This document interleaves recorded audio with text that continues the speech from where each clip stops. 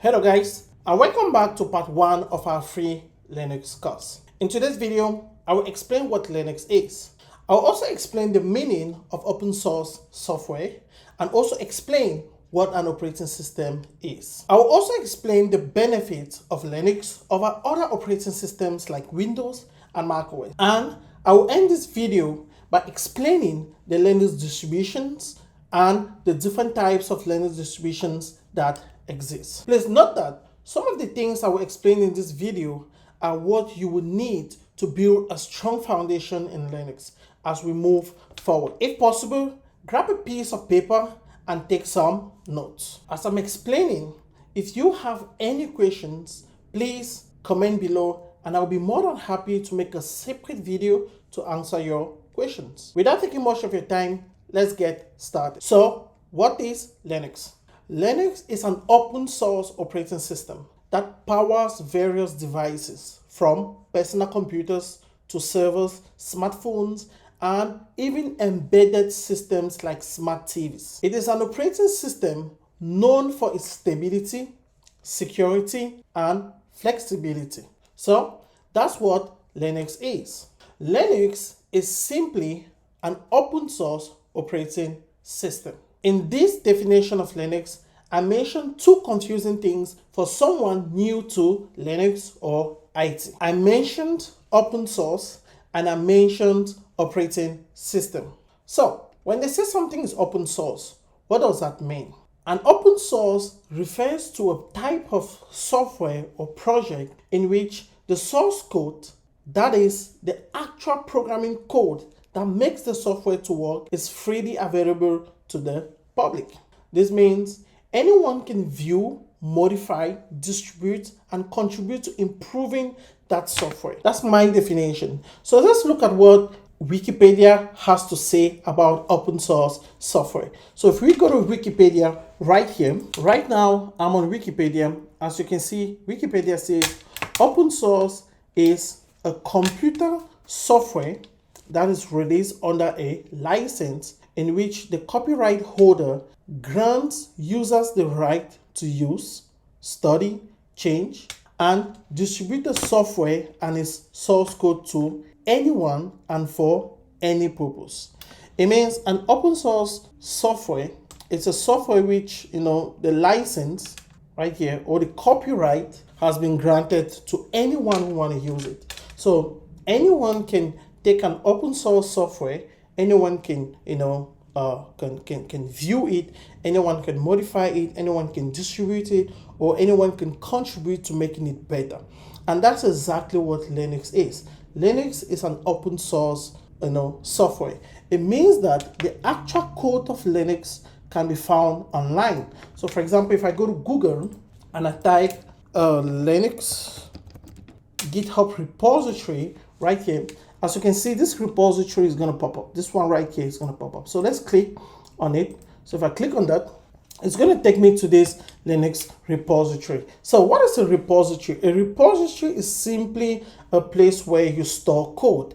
But I want you to note that right now, knowing what a repository is not important, because I'm going to create a separate course that's going to teach you what repositories are and how to use them, right? The course will be titled Git and GitHub, right? That will be a separate course. So right now, knowing exactly what a repository is not that important.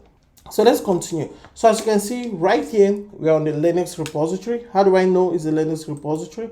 If I click on this guy, you're gonna see this guy, Linux Torvalds. I hope I'm pronouncing his name correctly. So this is the guy who created Linux. This is the guy who came up with the idea of Linux and started building Linux. And when I go through his GitHub account, I can see a couple of repositories. And right here I can see the Linux repository. And the first thing I notice from the Linux repository is that it's public, right? It means anyone can access it, anyone can view it, anyone can download it, anyone can modify it, and anyone can use it. You can even resell it if you want to. So I'm going to click on this. And when I click on this, it takes me straight to this repository right here. So what am I looking at? I'm looking at the source code of Linux. I'm looking at the actual code that makes it possible for Linux to work. Now, if you're brand new to Linux, you're brand new to IT, all of this is going to sound confusing. But you know what? Do not get yourself over confused. Do not try to understand everything at the same time, right? Just focus on the Linux part and don't worry about source code. Don't worry about all of these things. But what I'm looking at right now, I'm looking at the code that makes it possible for Linux to work. And the reason why I'm looking at this code here is because Linux is what? It's open source, right? Anyone can see it, anyone can view, anyone can download it. So the first thing I notice here is that there've been 1.3 million commits to this repository. Still, don't worry about what the commit is. And the last time they updated this repository was 2 days ago. Now, when you look on the right side, you find this about, right? And under this about, you have some information about this, about Linux. For example, you can go to their readme. You can view their license. You can see how many people are watching currently. There's 7,000 people that are currently watching this. And you can also see that Linux has 15,000 plus contributors. It means there are 15,000 plus people out there that are working every single day to make Linux, a better operating system than most of the operating systems out there. So that's kind of what open source means. Open source means that anyone can view, anyone can modify it, anyone can distribute it, and anyone can even contribute to improving it. I know now you're asking yourself, Emmanuel, why would someone want to make this open source? Why would someone want to make something as great as Linux open source? The whole idea of open source is to encourage collaboration, is to encourage transparency, and it's also to create an environment of shared improvement where people can come together, contribute, and build something something better. As you can see, there are 15,000 people that are working every single day to make Linux better. Now, if you try to go look at the source code of for example, Windows, you're not going to find it. Why? Because it's not open source. If you try to go look for the source code of macOS, you're not going to find it. Why? Because it's not, it's not open source. So that's what open source is. So whenever I say Linux is an open source operating system, I want you to know that the word open source then means that it's freely available. The source code, the actual code that makes it possible for Linux to work is freely available, and you can download it, you can modify it, you can sell it, you can do whatever thing you want to do with it, and nobody is going to sue you. The second thing I mentioned in my definition of Linux was that Linux was also an operating system. I said Linux is an open source operating system. So the question now is, what is an operating system? An operating system is a software layer that manages computers' hardware and provides services and an interface for running applications. That's what an operating system is. Now, I know that sounds complicated to understand, but don't worry, I'm going to break it down. But before I dive in and I start breaking down what an operating system is, I also want you to know that an operating system also acts as a bridge, between the user, applications, and the computer's hardware, ensuring that, different programs and users can operate smoothly and efficiently on a machine, right? Now, let me explain this. Now, let's dive back into our computer and let me, explain a couple of things. Now, this is a computer right here, right? This is the computer right here. And this is the hardware part of a computer. So a computer is made up of 3 components. There's the hardware, there's the software, and there is an operating system, right? These are the things that makes up, a computer. So this is the hardware right here. And as you can see on this hardware, you have different components. For example, you have the RAM, you have the expansion card, you have the motherboard, you have the CPU cooler, you have the CPU itself, you have the PSU, you have the mouse, you have the monitor, you have the keyboard, you have speakers, and you have, the hard drives, right? All of this is what makes up, the hardware part of a computer.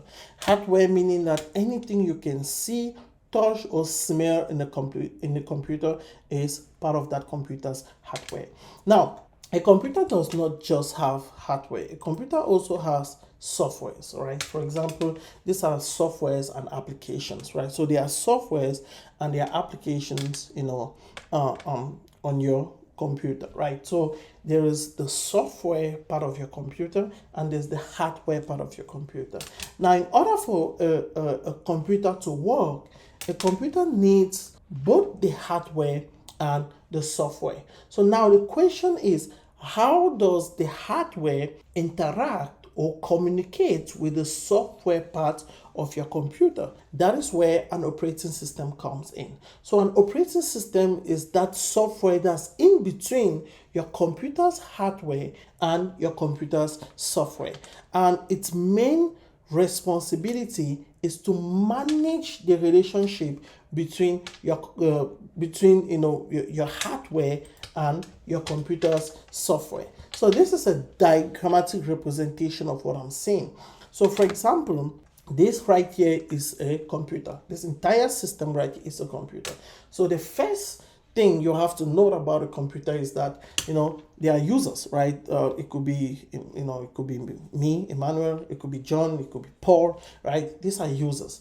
Now, users usually we interact with the software part of a computer. What does that mean? This is my computer right here.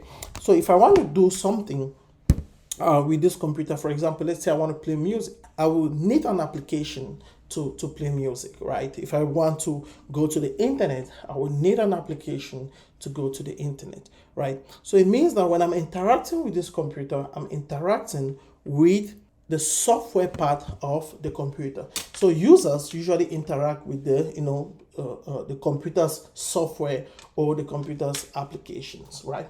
And both the computer's software and the computer's application, we then interact with an operating system. And that operating system, we then interact with the hardware part of the computer.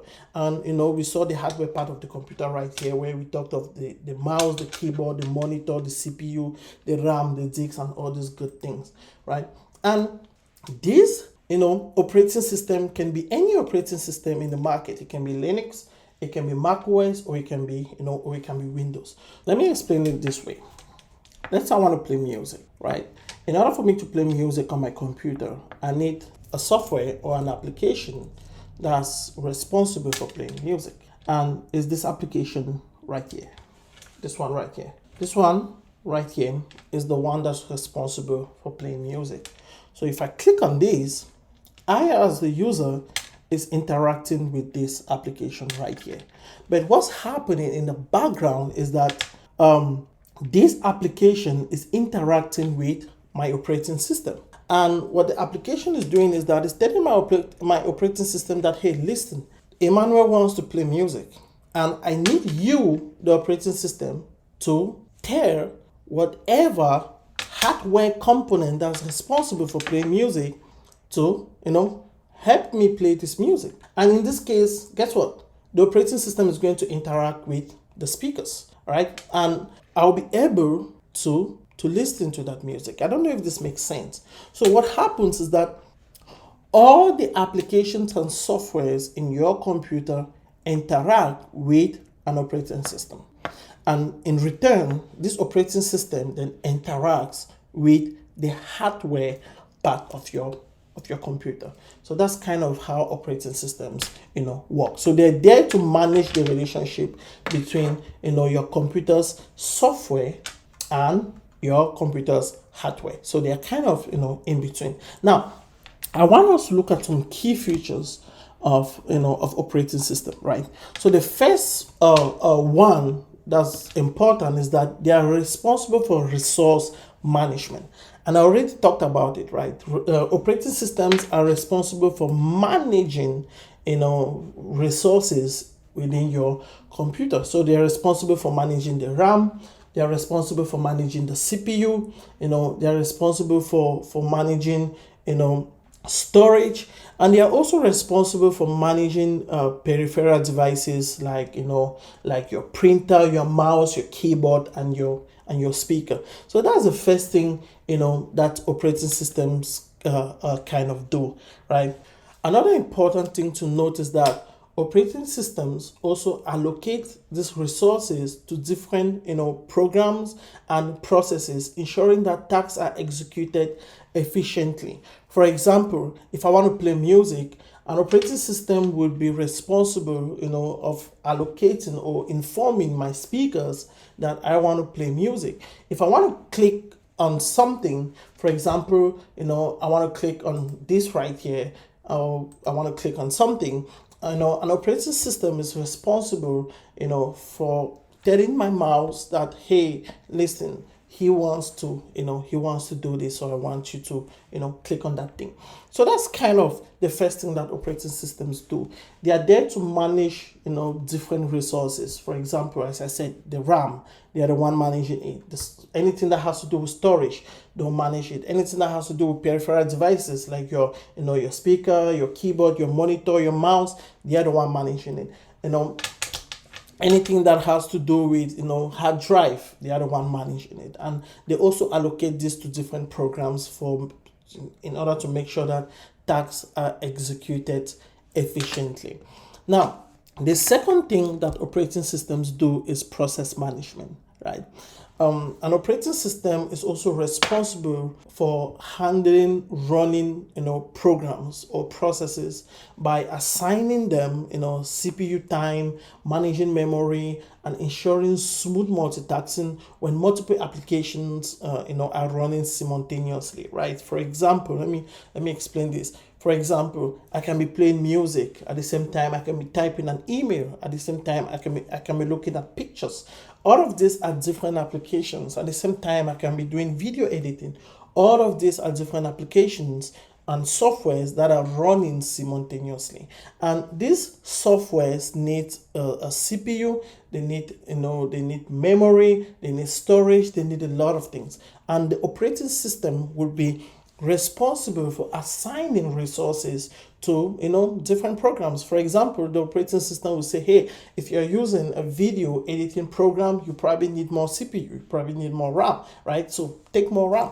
So the operating system is also responsible for managing processes within your computer. And it's also important that under this process management, it's also important for you to know that an operating system is also there to handle the life cycle of process within your computer. For example, if I start music, the operating system is responsible for making sure that music starts. If I stop that music, the operating system is there to make sure that music stops. So if I start it, if I pause it, if I resume it, if I stop it completely, the operating system is the one managing that entire process. The operating system organizes, store, retrieve, and manipulate files on storage devices, providing a file system that allows users and applications to read, write, and organize files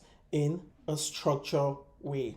That's also the job of an operating system. Now, as we progress throughout this course, we're going to come across something called file management, and we're going to see exactly how an operating system organizes files in a structural way, in a way that makes it easy for users to interact with this file. And the fourth thing that operating systems are also responsible of is security and access management, right? You can either call it security and access management, or you can call it security and access control. Is the same thing. And what happens is that operating system control access to the computer's resources by enforcing permissions and user authentications, for example, passwords, right? So if you try to log into my computer, if you try to access my computer and it asks for a password and you put in the wrong password, the the operating system is, and you put in the password, the operating system is responsible for making sure that that password you inserted into that computer is allowed to access that, that computer, right? Another thing is that at times your computer is going to ask you for a username and a password, and you put a username and you put a password. The operating system is there to make sure that that username and that password are authorized to access that computer. Now the reason why it's doing this is because the operating system is trying to prevent someone who's not authorized from accessing a specific computer, and is also trying to prevent malware threats. So the operating system is kind of responsible of that as well. Another thing that's important to know about operating systems is that they also provide an interface, commonly known as a UI or a user interface, that allows interaction with the system, right? This could be a graphical user interface. Like for example, your personal computer has a graphical user interface, right? Whether your computer is a Windows machine or whether it's a MacBook, they all have graphical user interface. Or an operating system also provides something called a command line interface, right? Known as a CLI. Like for example, in Linux is command line based. It means everything you do in Linux, you have to type a specific command. So for example, on my personal laptop, if I want to open a file, I would just go click and open that file, right? But in Linux, you have to type a command in order to do that. So guys, that's what an operating system is. So next time when someone says Linux is an open source operating system, I'm sure you will know exactly what they mean by the word open source. And when they say operating system, I'm sure you have an idea of what an operating system is and how it's useful in a computer. And Linux is simply an operating system, right? Linux is an operating system just like Windows is an operating system. For example, let me give you some examples of operating system. The first one is Windows, right? And Windows is owned by Microsoft, and they are by far the most used operating system in personal computers. So if you buy a personal computer, there's a probability that it's a Windows operating system in it, and it's a commercialized type of operating system. It means Microsoft is selling it, right? And all these companies come to Microsoft, they buy it, then they go use it to build their computers, build their personal computers, and they sell it to HP, Dell, all of these guys. They're buying it from Microsoft and they're using it. The next type of operating system is macOS, right? macOS is owned by Apple and it's only used by Apple. So you find it in Apple computers right here. For example, I have a MacBook right here, and the operating system in this MacBook is macOS, and it's only with Apple. And you also now you have Linux, right? Which is an open source operating system that has different distributions. Now, don't worry about what distributions are. We're going to talk about distributions in this video, right? So that's it. So you have Linux, which is an open source operating system. Then you have Android, and Android is mostly used in mobile devices, but it was built on top of Linux. So if you have an Android phone and you're using it, you're technically using Linux, right? Because the operating system in phones is Android, and Android was built on top of Linux. So if you're using an Android phone, you're technically using Linux. And the last one is iOS, which is also an operating system for mobile phones, especially used in iPhones and in tablets, right? So if you have an iPhone, the operating system in this iPhone is what? iOS. And if you have a tablet, the operating system in that tablet is iOS. So these are examples of some operating systems that exist out there. There are a ton of other operating systems, but these are just some few. You have Windows, you have macOS, you have Linux, you have Android, you have iOS, right? These are examples of operating